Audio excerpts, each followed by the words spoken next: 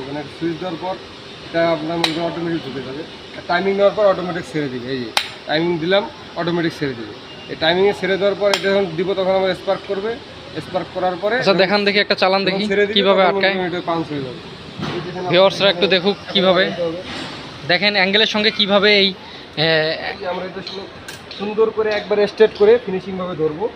ধরার পরে এভাবে রাখবো। দেখেন সেখানে টাইম অনুপাতে উনি ধরে ছেড়ে দিই। আচ্ছা এটা কি লেগে গেছে? হ্যাঁ, এটা আমাদের এখন আচ্ছা দেখি একটু বাড়ি দান তো দেখি, এটা ভাঙে যাবে নাকি আবার। এটার কোনো মতে ভাঙা সম্ভব নয়। বাবা অনেক শক্ত হয়েছে, অনেক শক্ত ভাই। একটা একবারে ওয়েল্ডিং মানে মিগ ওয়েল্ডিং যেরকম শক্ত হয় সেম এরকম শক্ত। এটা স্পট ওয়েল্ডিং এর মতো কাজ করে। আর এটাতে আপনারা অবশ্যই সেফটি নিয়ে কাজ করবেন, নাহলে এটা যে ধোয়া, এটা খুব বিষাক্ত ধোয়া এবং যে স্পার্ক এগুলো যদি চোখে যায় আপনার চোখ নষ্ট হয়ে যাওয়ার সম্ভাবনা 99% থাকে। ধন্যবাদ সবাইকে।